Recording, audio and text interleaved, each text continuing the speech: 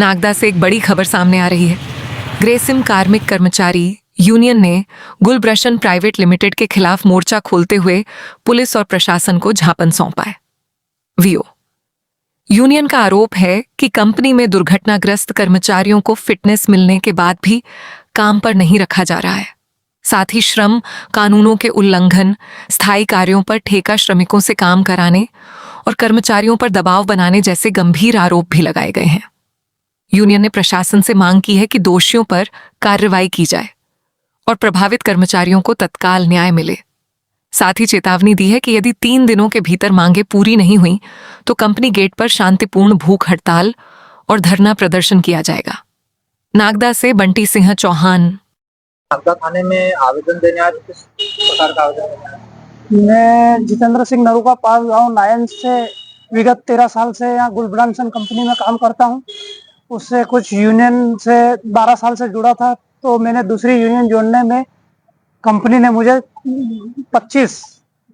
11 दिसंबर 2025 से बंद कर रखा है। ना कोई अभी तक उन्होंने लेटर दिया है, ना कोई विगत सूचना दी है, ना कोई लिखित में दिया है, ना बताया गया है। 4 महीने से सलंग कंपनी के गेट पे जाने के बावजूद मुझे घर लौटा दिया गया है और अभी तक कोई सबूत, कोई गवाह और ना कोई लिखित में मुझे अभी तक कोई प्रावधान किया गया है, ना मुझे बंद करने का आश्वासन दिया गया है।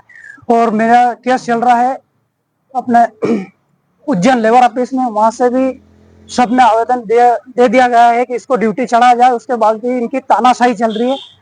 कंपनी मैनेजर राजीव पाठक और ठेकेदार मिंटू सरदा दोनों की तानाशाही और दादागिरी इतनी चल रही है, मन चाहते उसको कंपनी से बाहर कर दिया जाता है। और मेरे साथ 4 व्यक्ति को और बाहर कर रखा है, डराया जाता, धमकाया जाता। आपका परिचय? सर, मैं ग्रेसिम क्रांतिकारी कर्मचारी यूनियन का मंत्री हूँ।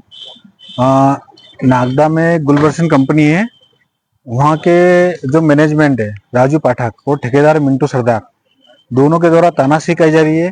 ये मैनेजमेंट का काम छोड़ के खुद यूनियन चला रहे हैं। कोई ये देश अपना आजाद भारत देश है, हम स्वतंत्र हैं, हम जिस यूनियन में चाहे हम जुड़ सकते हैं, जिस यूनियन में चाहे हम जा सकते हैं, जिस नहीं सके। जितेंद्र द्वारा राष्ट्रीय स्तर यूनियन का सदस्य था, इनके कोई कार्य नहीं होते थे। इनके द्वारा जब दूसरी यूनियन ने सदस्य करा तो मिंटू सरदार और राजीव पाठक द्वारा इनको डराया धमकाया गया कि किसी यूनियन के साथ हम जो बोले उस यूनियन का सदस्य बनो। इन्होंने करीबन 60-70 आदमी बना लिए थे हमारी यूनियन के, तो इस कारणवश इन्होंने इसको बंद कर दिया। असिस्टेंट लेबर कमिश्नर के यहाँ पे जब इनका केस लगा तब मिंटू सरदार ने वहाँ बकायदा सहमति दी, राजू पाठक ने भी दी कि बकायदा इनको काम पे रख लेंगे, पर इसको आज तक काम पे रखा। इस कारण आज मजबूर होकर थाने में सूचना देने आए, ताकि अगर भविष्य में कोई किसी प्रकार की कुछ घटना होती है या कोई आशंका होती है उसके जिम्मेदार वो है। और एक महत्वपूर्ण बात होती है कि उस उद्योग में ठेका श्रमिक का जीवन कीड़े मकोड़ों की तरह रख दिया गया है। अगर गलती से किसी कर्मचारी को चोट लगती है या घायल होता है तो चोरी छिपे उसका इलाज कराया जाता है और उसके इलाज का खर्चा परिजन खुद उठाते हैं। जबकि नियम ये है कि किसी उद्योग में अगर एक्सीडेंट हुआ है तो बकायदा एक्सीडेंट फॉर्म भरा जाता है। उद्योग द्वारा जब 2 एक्सीडेंट हुए थे वहां पे, उनका जब एक्सीडेंट फॉर्म भरने गया और चोरी छिपे इलाज कराया गया तो उनके परिजनों ने हमसे संपर्क करा था। हमारे द्वारा हेल्थ एंड सेफ्टी ऑफिस में शिकायत करके उनका इलाज कराया गया। अब इलाज होने के बाद जब वो आ गए तो फैक्ट्री वालों ने परेशान कर रहे हैं कि आपने एक्सीडेंट फॉर्म क्यों भराया, और उन्हें कार पे नहीं रख रहे हैं। आज इसी कड़ी में हमने थाने में ज्ञापन दिया है कि अगर उनके द्वारा इस तरह का तनाव अन्यायपूर्वक कार्य किया गया तो हम बहुत जल्दी गुलबर्शन के गेट पे धरना देंगे और अनशन पे बैठेंगे। अनशन पे बैठेंगे।